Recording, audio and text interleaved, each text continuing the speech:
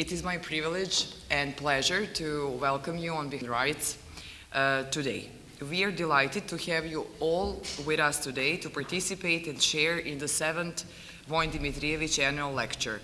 Thank you for coming. For me personally, Center for Cultural Decontamination is a very special place because 10 years ago I was attending here Human Rights School, 2009, and that was the time when I first met Vojin and the BCHR team, and also that was the time when I fell in love in the human rights and started with my professional career.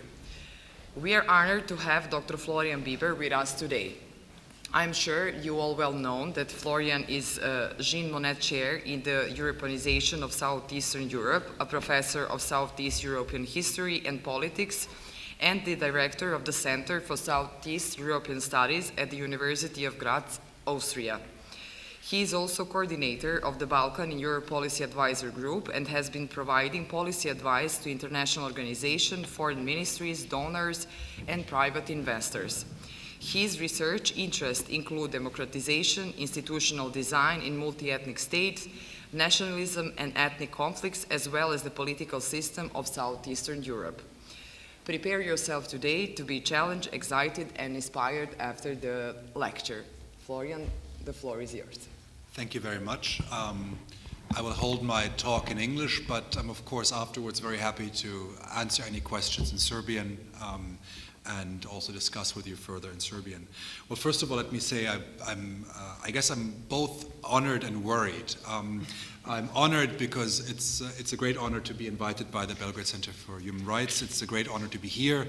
It's a great honor to give a lecture in honor of Vojin Dimitrijević, whose work I've followed and whose as a personality I've greatly admired over the decades I've been following Serbia and events in the post-Yugoslav space. It's been just over 25 years ago that I've come to Belgrade for the very first time in the darkest of days in 1994, and already then I was familiar with him as being one of the group of people who shone some light in a dark period. So I wouldn't have expected back then to be given the honor to speak in his memory. So this is what gives me the honor.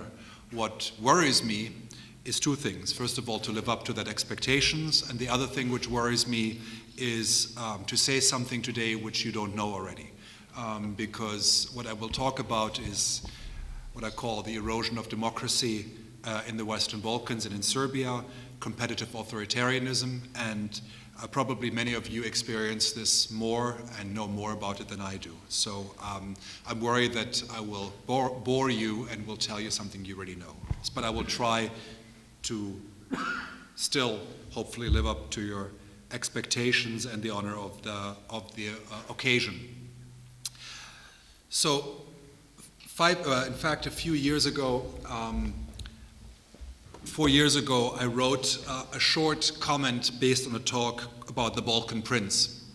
It was a way to make a painful story, in fact, a bit funny maybe, or to be inspired by Machiavelli's The Prince, of course, to write about the way in which I noticed prime ministers and presidents of the Western Balkans were ruling their countries. And of course, as any advice, it is something which is ironic advice, because I was hoping not to be hired by them. I know they have more famous politicians, former politicians they can pay for their advice, but it was more meant as a way to highlight what I noticed. After I wrote these 10 rules for a Balkan prince, they were quickly translated into all the regional languages, because I guess some people needed inspiration or advice. But I think it was more seen as a critical observation of what was going on. And many have told me at the time that they recognized their own Balkan princes. And there were quite a number of examples. Maybe the one in this country less visibly at the time than in some other countries like Macedonia, for example. So I've tried to, in that rule book, say what I noticed, how authoritarian leaders rule in something which looks like a democracy but isn't quite a democracy. So I'm not going to go through this list, but it's more of a reminder of how I got interested. I mean, and maybe taking a step back, I began when I was first in Belgrade 25 years ago and a student, and then later on, I was always interested not just in the wars of Yugoslavia and the dissolution of the country, but also the crisis of democracy and how authoritarianism and war and nationalism walked hand in hand. How, in fact, it was unimaginable to have the wars and the violence perpetrated in the 1990s without authoritarian leadership. And so when I noticed, after having lived in Belgrade 5 years in the early 2000s, that by the late decade, across the region, we see the rise of more authoritarian leaders, leaders who are more openly breaking democratic rules and who are, again, eroding democratic institutions. It worried me because I saw in the 1990s, as many of you have done as well, what the dangers of that are. That this is not just about democracy, it's also about the dangers which come when leaders are not held in check by institutions and the risks which arise from that. So my comical Balkan Prince rules were based on a very serious background. My real worry as somebody who is deeply cares and deeply involved in this part of Europe about what I observed. So I noticed about how elections are no longer as free and fair as they could be. And so I talked about the control of elections.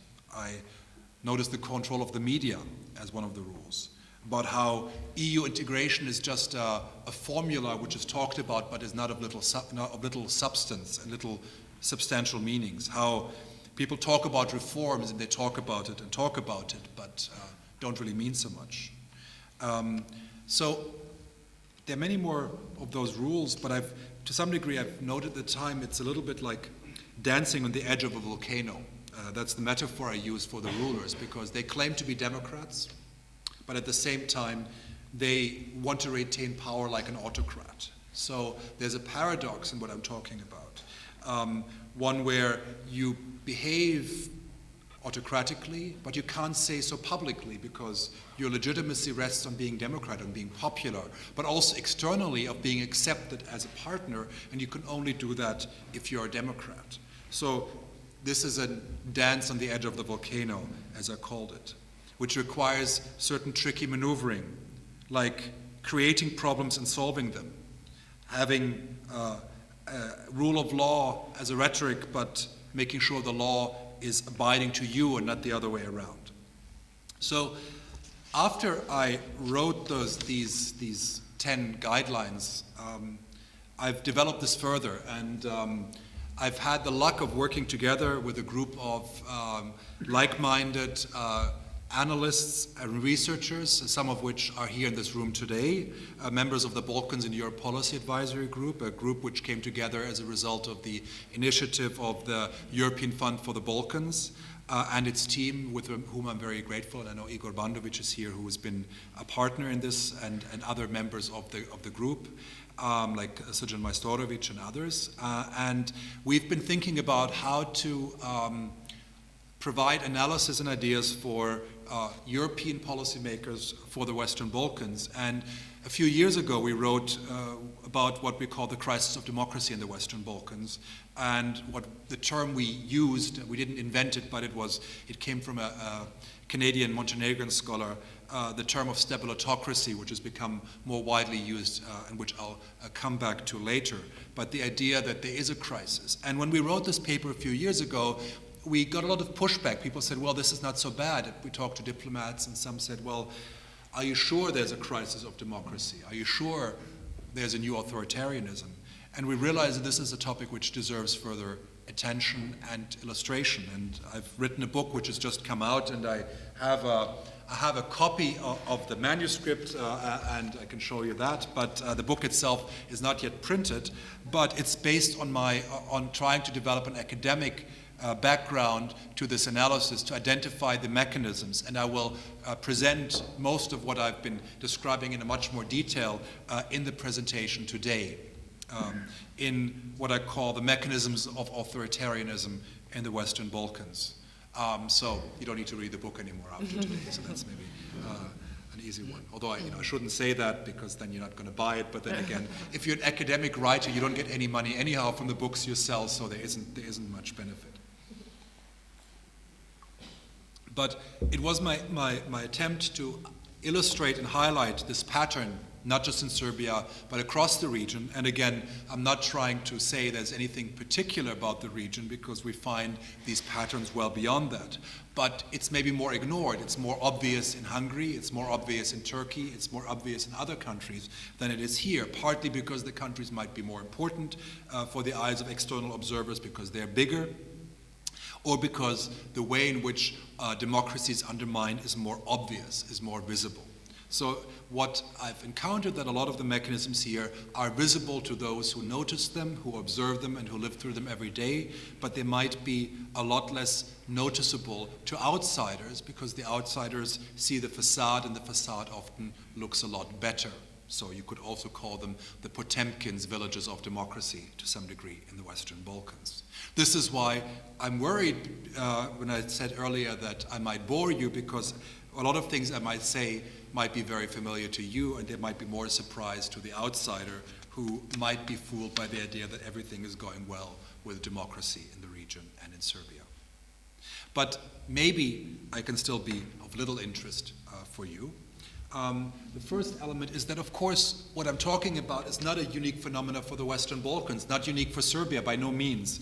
And this gray zone of democracy is, I think, the key, in a certain way, point, that what scholars 20 years ago hoped or anticipated, that authoritarianism or democracy, that if you're a democracy, then it's just a matter of a path. You will get to the, to Sweden. You will get to the ideal type of democracy sooner or later, or you fall back to authoritarianism. But that these are the kind of clear choices, and we see, and this is that most countries of the world are in this gray zone, in the gray zone between authoritarianism and between democracy. And there have been many names given to this: hybrid regimes. Some have called them defect democracies, so democracies which have deficiencies. Others have called them semi-authoritarianism. Two terms which, for me, I found the most plausible is one is a competitive authoritarianism, which has coined about a decade ago by two scholars, Levitsky and Way, who've noticed and who also drew on some of the 1990s examples of the post-Yugoslav environment of Croatia and Serbia to develop this idea. So what they're saying is there's competition, there's political competition. You have multiple parties, you have all the trappings of democracy, but the core is authoritarian. The competition isn't fair. And the incumbents who control the institutions use the institutions to stay in power. So they're fundamentally not committed to democracy. The other term, which flips it around, comes from Nick Cheeseman and a co-author who talk about how elections are falsified in many countries around the world, and who talk about counterfeit democracy. I like this term as well, because counterfeit democracy is, the idea of falsifying democracy. You have to pretend to be democratic, but, it's cheating. You don't believe in democracy. Now, those who are in power have given it different names. They call it illiberal democracy or sovereign democracy.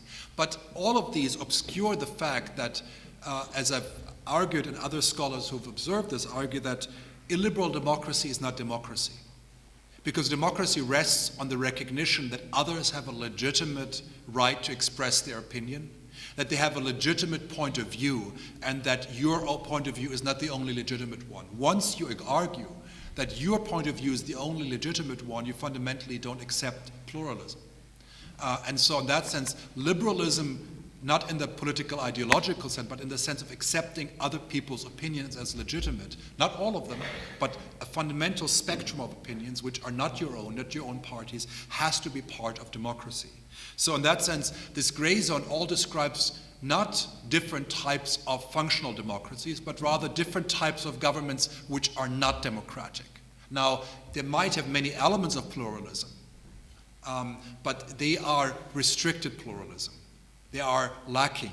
And again, as the term counterfeit democracy highlights, they are in a certain way limiting citizens from the full potential of democratic life. So there is some restrictions. and I'll come back to them later on. So what I'm arguing is that what we're observing in the countries of the Western Balkans, including in Serbia, is no unique phenomena to the region, but it's a global phenomena, one which has characterized many countries. Now, of course, one can say, well, that's great, the Western Balkans are in big company. I mean, I want to say good company necessarily, but in numerous company. But of course, this is hardly a very satisfying answer, or one which should leave one complacent. Maybe getting to Finland or Sweden is harder than it was thought to be, but it certainly shouldn't leave us saying, well, there's no choice, that's just the way it is.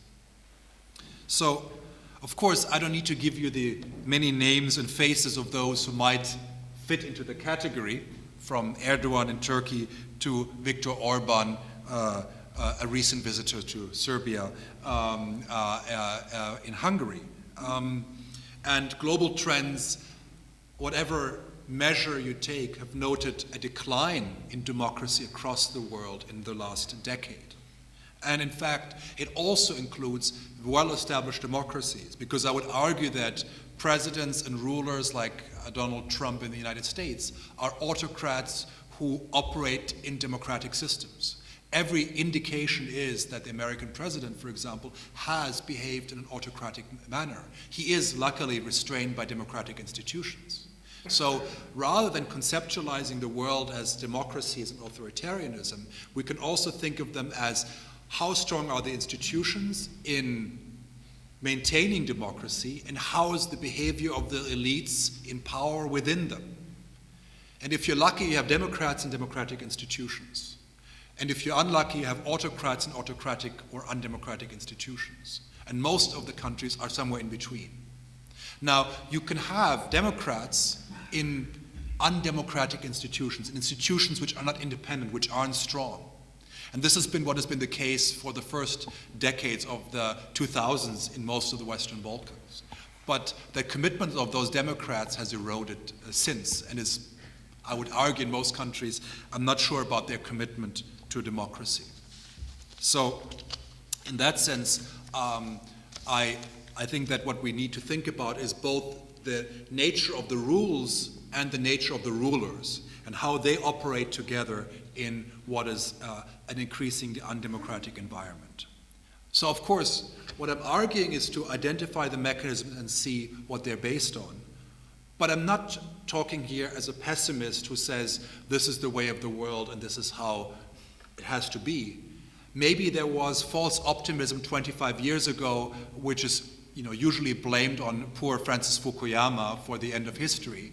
But we should also not fall in the opposite trap that there can be no progress, that there can be no learning, that there can be no improvement, because then it's only arguing that countries are doomed to the governments they have, and that certainly serves autocrats well. That is the argument of Vladimir Putin, who says Russians don't like democracy, they need to have a strong leader. That is a self-serving argument, which leaders like to put forward, but one we shouldn't believe. And here, as I was preparing my talk, I was reminding myself of Vojina Dimitrijević's work, and I was not aware before I gave this talk that he wrote in a book in the mid-80s called Strahov Vlada, a book about the rule of fear, which was timely in 1984 when he wrote it. I mean, the year is already programmed in a certain way, and he extensively cites Wells and also Huxley's George Orwell and Huxley's dystopian visions of the future. It was republished in 1997, another timely year, and again 4 years ago. So it seems to every 15 years or so require a republishing as a reminder that the rule of fear is an important observation of government. When he wrote this, and what impressed me about his work was that he argued that that he embedded the thinking about human rights in democracy. That he argued you cannot really have democracy, you cannot really have human rights without democracy. He doesn't make it explicit, but it's very clear in the argument. And he also argues the only way to protect against the rule of fear is human rights. So this linkage between a responsive government and human rights is made very explicit in his book, and this is why I've appreciated it, in a certain way also got me to think about for my talk today, because of course he was thinking of countries like Chile at the time, or totalitarian systems like the Soviet system. And of course the hybrid regimes we have today are much more complicated. They don't lock people up in dark dungeons and torture them. They don't, they don't control populations through mass propaganda in the way of Pravda or Izvestia, or they don't throw people from helicopters like the Argentinian regime did. So the rule of fear is more subtle today than it was when Vojina Dimitrijević wrote his book initially. Back then there was much more stark choices of regimes. Today we find that the autocrats in democratic systems, those competitive authoritarian regimes or counterfeit democracies, they still use fear, but it's not collective fear, it's not a universal fear. You can live well in those societies without fear if you don't touch certain boundaries, if you don't hurt them in certain ways. So yes, you can talk about many things, but that makes it even more difficult because it atomizes those who might actually have the fear. Because the others will say, well, I'm fine, I can live my life normally, I have nothing to fear.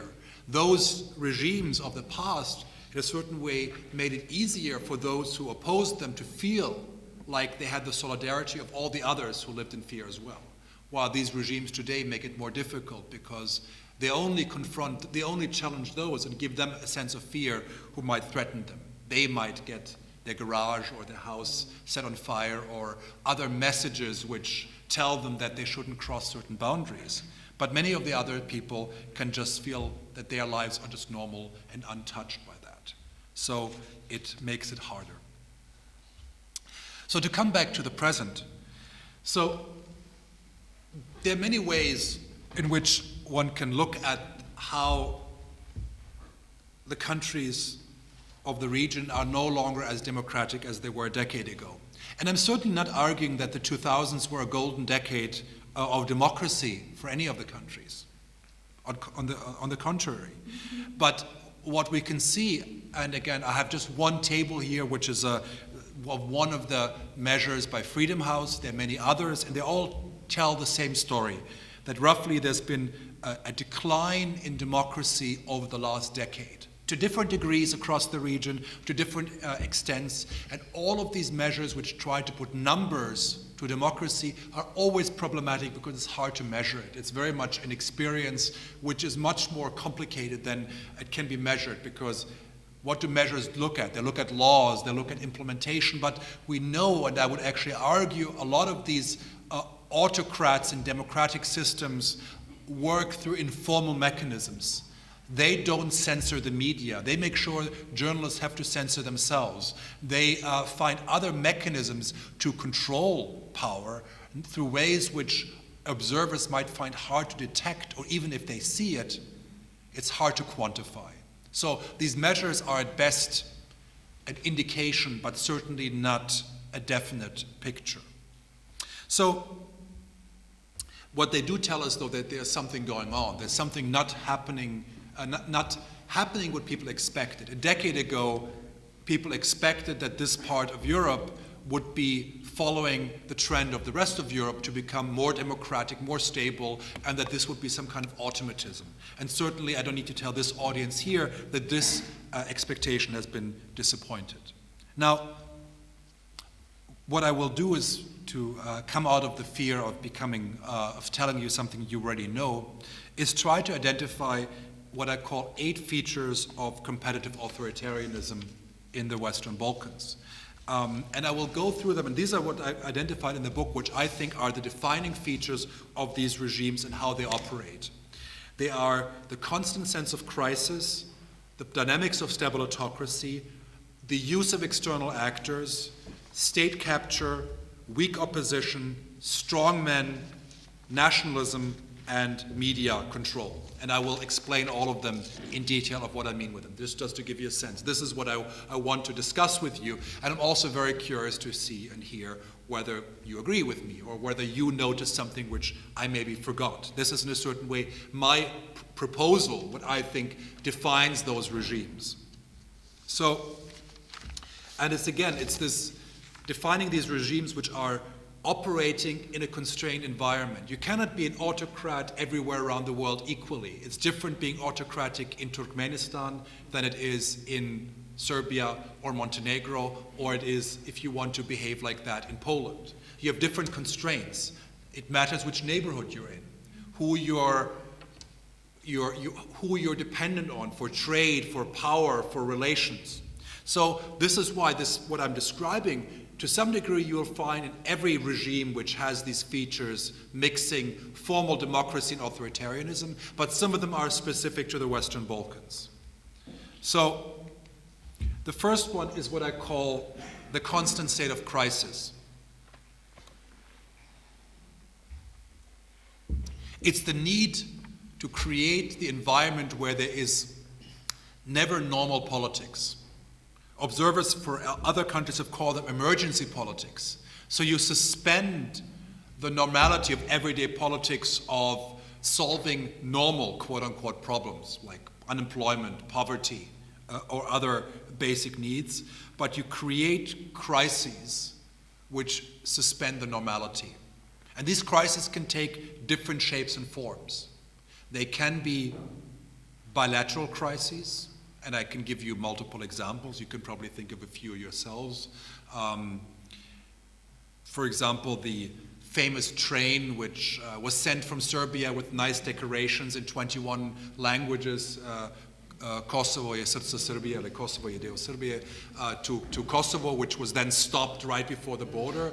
This was a nice example of one of those crises, which was living up to the creating tensions.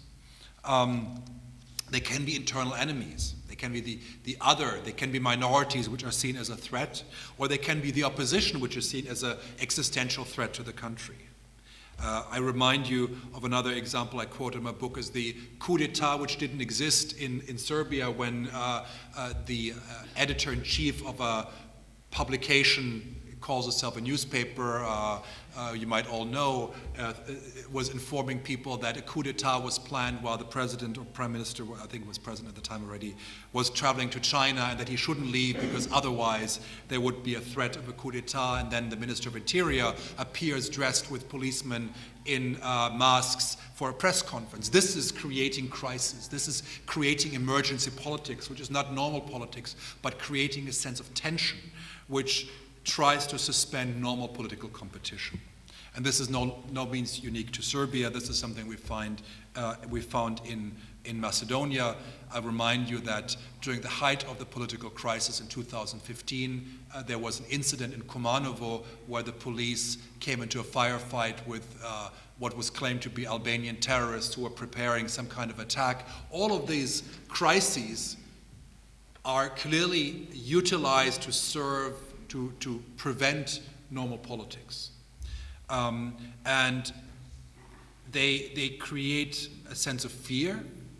So this is where it links to the strahovlada, which Vojina Dimitrijević talks about, the sense of fear that people don't live in normal times. So when colleagues have counted how many wars Informer has predicted for Serbia last year, we know that Serbia should be constantly invaded, threatened, bombed, attacked, always to be saved in last minute by Putin. That's the usual scenario. And this is, you could say this is just a show, but of course it creates a constant sense of emergency, of crisis. And that suspends conventional rules of politics.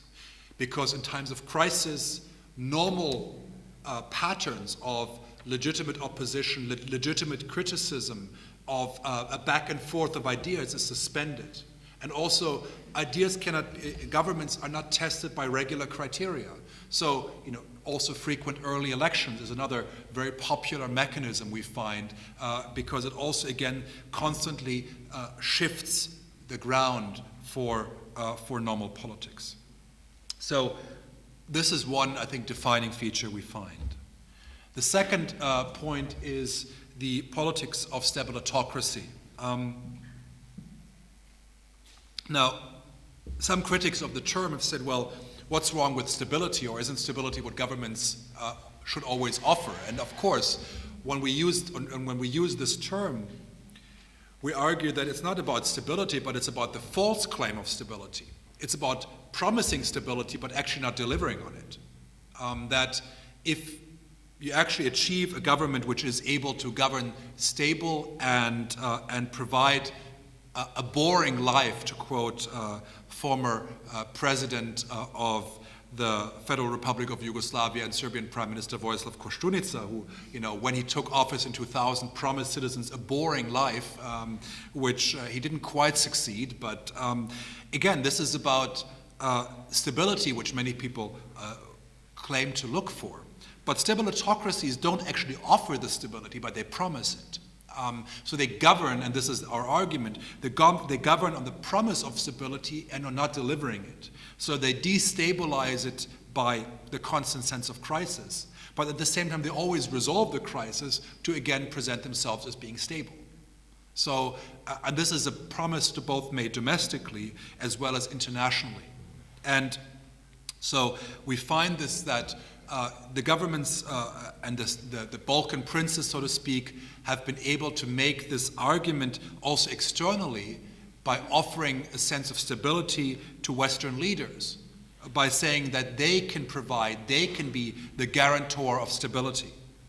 And we've seen this when it came to Macedonia closing the so-called West Balkan Road, which was personally thanked by the former foreign minister and former prime minister or chancellor of the country I'm coming from now, Sebastian Kurz, picture there, or the close relationship the Serbian president has been able to cultivate, at least publicly, with the German chancellor. So again, it's all predicated on the promise of stability, and it's accepted because the prevailing logic in the last decade has been that of stability.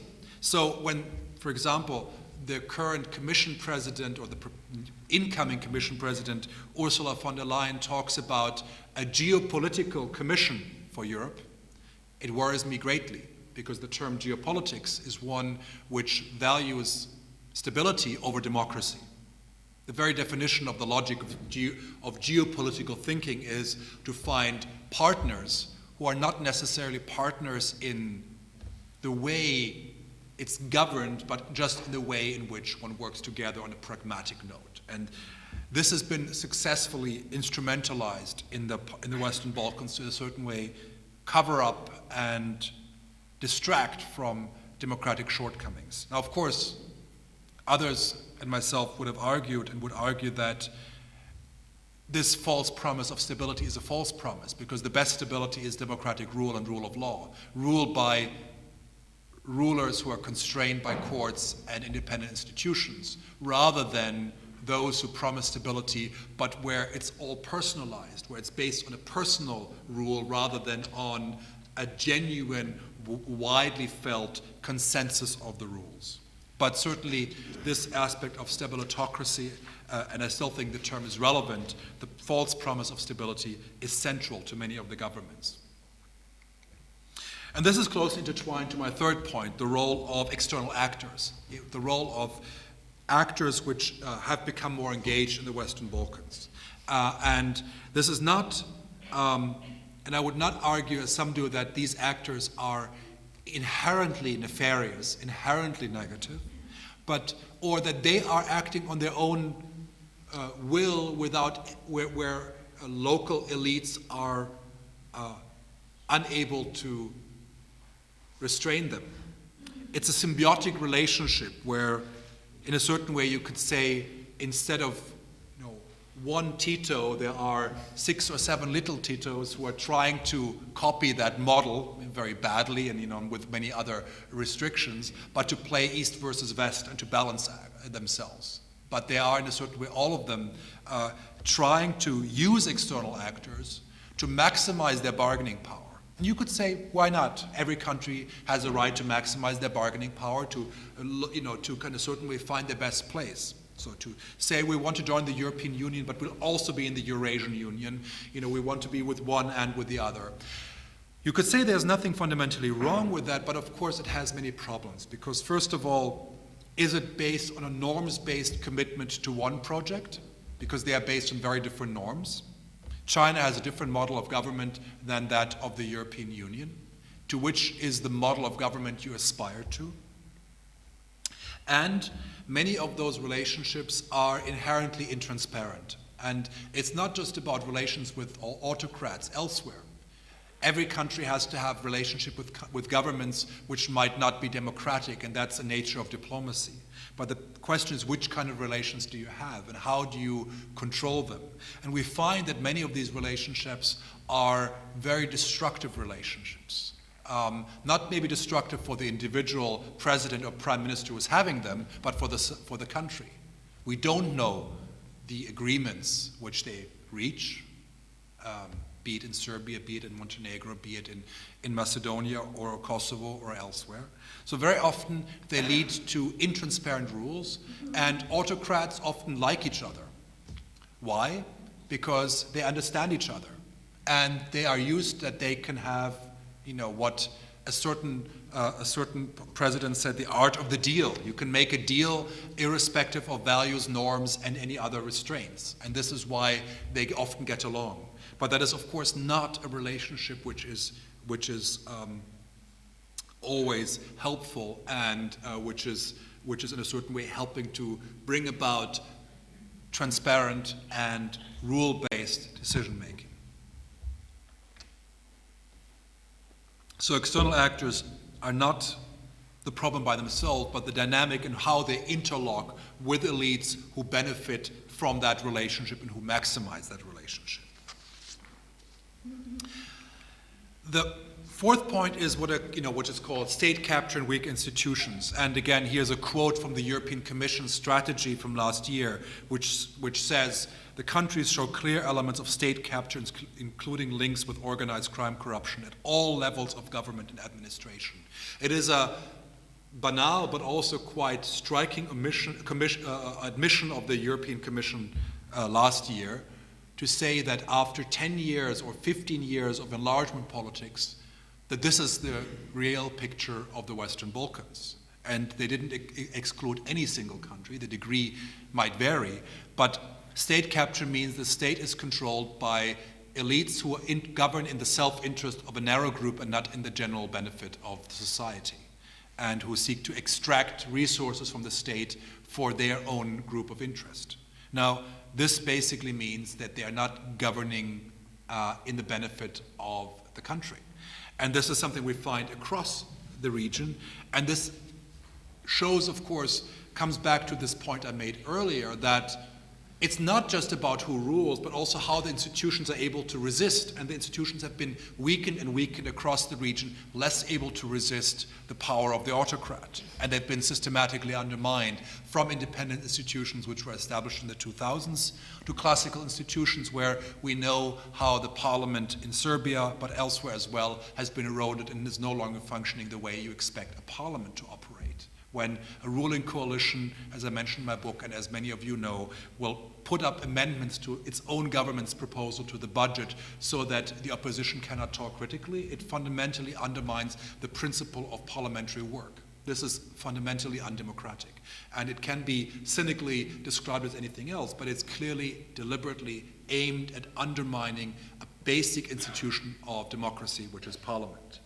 And there is no court which has been able to undermine or to challenge this.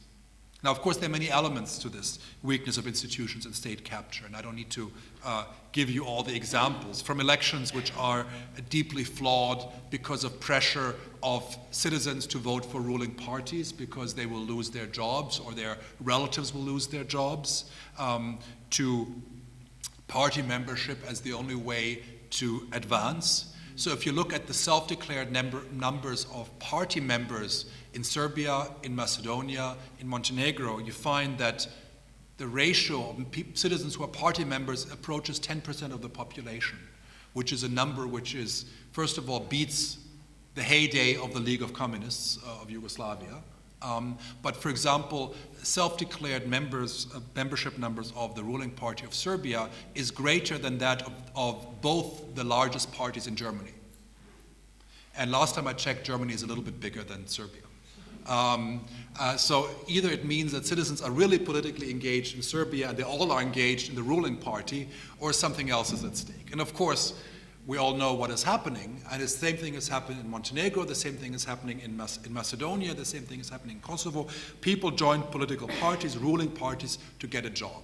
So political parties are employment agencies, not places where people go for political engagement. And this is part of the state capture. This is part of this pattern where institutions are subordinated to parties and parties are subordinated to narrow interest politics. And this makes it very difficult to, in a certain way, deal with autocratic tendencies of leadership, because it's not just about leadership, but it's embedded in the structures. And this brings me to my next point, namely that of weak opposition in civil society. And again, I fear I might be boring you because I might be telling you what you know already. But again, I think it's part of a wider pattern of high levels of political polarization, including in the opposition, without actually much substance in many places. If any of you are Harry Potter fans, there's one scene where there's a charm, a curse rather. If you touch an object, it divides in two, and it divides in more. It's a way to safeguard riches and hide something. And it seems like political parties in the opposition are often kind of part of this curse. If you touch them, divide in two, and in three, and in four. And if you look at the Serbian opposition or in Montenegro or elsewhere, it feels after every election you touch them and they divide into more subunits and get more and more. And of course, there are many reasons which are to do with the way in which power is exercised, that political parties fragment and are deliberately fragmented by ruling parties, and goes back to the way the 1990s were ruled in Serbia or in Croatia, for example. But it also is, of course, self-inflicted to some degree, and the result is a highly polarized political landscape, which makes ruling a lot easier. And this is often a polarization not based on ideas, but based on personality. So in a certain way, everybody wants to be a little prince of a little fiefdom, which is often very small, but their own. And within that, we have also a situation where civil society, the classical civil society organized in NGOs, has no longer the ability, or has never kind of fully managed the ability to speak as an alternative voice. They're often seen by many citizens as being equally part of the system, or benefiting from the system, and of course undermined by government's deliberate efforts to create what we all know as gongos, as governmental, non-governmental organizations. So often it is social movements which have shown a way out, and if we look at places like Macedonia, where it would carry the day at the end after the crisis emerged over the illegal wiretaps were revealed in 2015, was a social movement. Citizens going to the streets over weeks and very clearly demanding a change, and in such a large number that it couldn't be ignored anymore, and coloring the city as the colorful revolution did. But this is difficult, and this is also difficult because we have my next point, which is what I call strong men in charge. And I have to say strong men because all of the system rests on men. So there's a gender dimension very clearly, who promise to be strong, who often come to power as reformers. When Nikola Gruevski came to power in Macedonia in 2006, he came to power as a reformer. And many of the others came as on the promise to be pragmatic reformers. They didn't win the first election because they promised to be strong men with authoritarian tendencies. But they were promised to be giving people normal life and they would just do reforms. But their behavior often portrayed a different picture. The real challenge which we see with that is that, and these are a couple of numbers which a colleague of mine has distilled of citizen support, that over the last decade, the there's been a serious decline throughout the region of people who believe that democracy is the best available form of government. So the strongmen have been able to convince the citizens that in fact their rule is the best rule, or maybe that's what they've been able to convince them. So we see a disillusionment with democracy, and in fact at the same time, if we look at the support over citizens saying we want a strong leader, this is the kind of classical question, strong leader who can ignore certain democratic rules, we also see an increase of, across the region, of people who believe a strong leader is necessary. Now, I would argue it's not that we have strong leaders in charge because people want them, but it's more the other way around. It's that we have strong autocratic leaders in charge who constantly argue that only stability, only a strong leader can prevent chaos and anarchy. And as well as that people's disillusionment with democracy is based on what they experience. People don't get disillusioned with democracy because they read the textbooks of what democracy looks like, or because they see what's going on in the Netherlands or in Sweden. No, because they get disillusioned with democracy because what they think is democracy. And citizens in Serbia, in Montenegro, in Macedonia, in Kosovo, in Albania, in Bosnia-Herzegovina see their current systems as democracies and become disillusioned with them.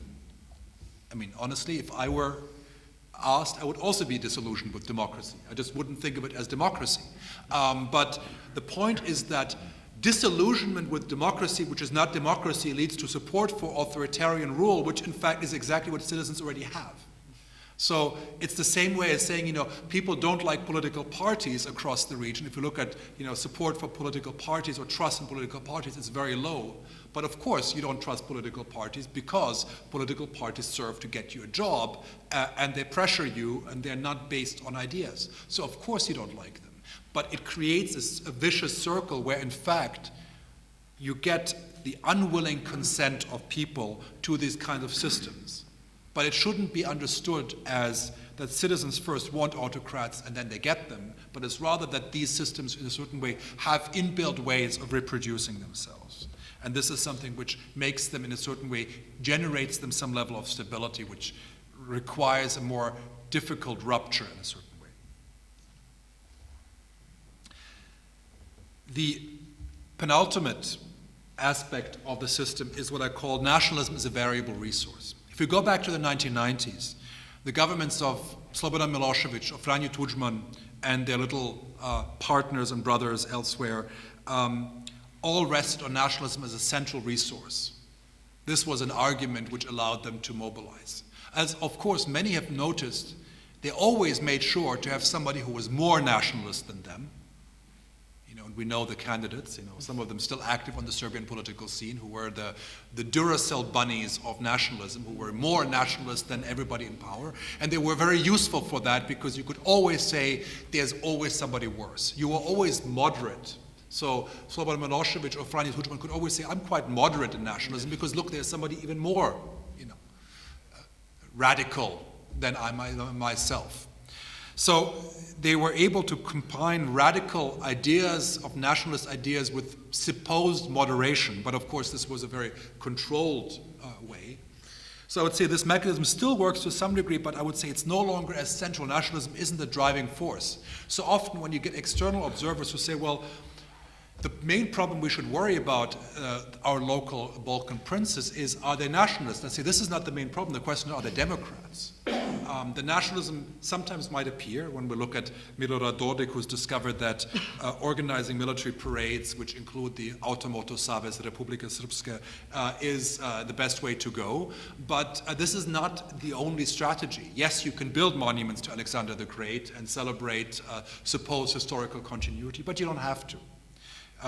So it's a variable resource. It's useful because it can be evoked, and there is a recent memory of what happened in the 1990s, so you don't have to explain a lot. You don't have to say a lot of words to remind people of what you mean.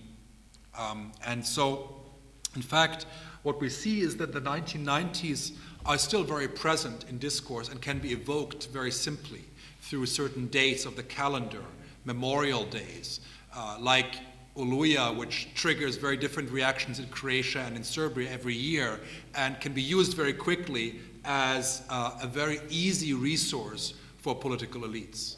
And in fact, as Dejan Jovic has noted in a recent book about the memory of war in Croatia, which I think is very insightful, about how the war is constantly reminded of as a tool for the present.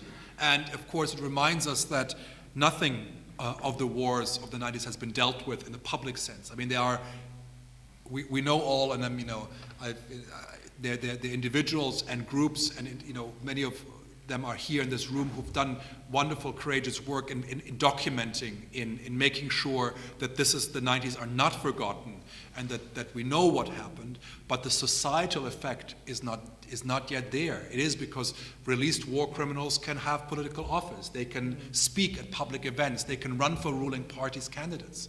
And this means that you don't have to say much about the 1990s, but to just welcome one of the war criminals back home, and to welcome him already sends a clear message. You don't need to say anything in your party program. You can say, I'm pro-European. I just welcome a former war criminal. Well, if you look at the history of the Austrian Freedom Party, which was just until recently in coalition in Austria, when it was founded after World War II by former Nazis, it didn't say much about it. It always had these little dog whistle signals to National Socialism. Programmatically, it was not a National Socialist party, but it says it's a party of former National Socialists. Well, you can say we're not that, we're not programmatically that, but we're that in substance. So in a certain way, what we see very often is a similar dynamic where many of the ruling parties might not say every day that they defend the same program of those who committed the war crimes in the 1990s, but they signal regularly to say, it's okay what happened then. I'm following the same logic of what was done back then. So they might condemn one crime or the other, but they fundamentally they confirm and reaffirm the logic of the wars of the 1990s from different perspectives, and thus give them legitimacy and shelter those who are part of the crimes committed. So in that sense, I would argue nationalism is not the one which is at the front stage, but it's at the backstage a signal, and it's reminded. And it's also one of those elements which is, one of the striking things, there was a recent opinion poll which asked, what are citizens most concerned about? What are the main priorities? In Kosovo, it's, for example, unemployment, followed by corruption and so on. And what is it in Serbia? It's Kosovo, which seems, the bizarrest thing of a preoccupation of an average citizen, that Kosovo is the biggest issue. But it shows you, again, how nationalism is used as a way to distract from the points where actually governments can do something about, as opposed to something where they can't do much about. So nationalism serves this particular tool. My last point is media, because I have to mention it, that of course controlling media is a central part of the equation, and one which we see throughout the region, that media freedom today is not what it was a decade ago, and that it's maybe more subtle than it was in the 1990s, but the pluralism of media is greatly diminished. And again, very frequently those who are independent media are attacked by those who have power, either through frivolous exhibitions or through other open criticisms and attacks. And that leads to, of course, self-censorship. It is also often what is said, when in a book about election fraud by Nick Cheeseman, which I mentioned in the beginning, he talks about a metaphor from I think it was Zimbabwe, where he argues that sometimes violence ahead of elections doesn't work just for that election, but for the future elections. And he says the metaphor used there is that if you set a fire, next time you just need to take out the matchbox and rattle it a little bit, and everybody will know what you mean.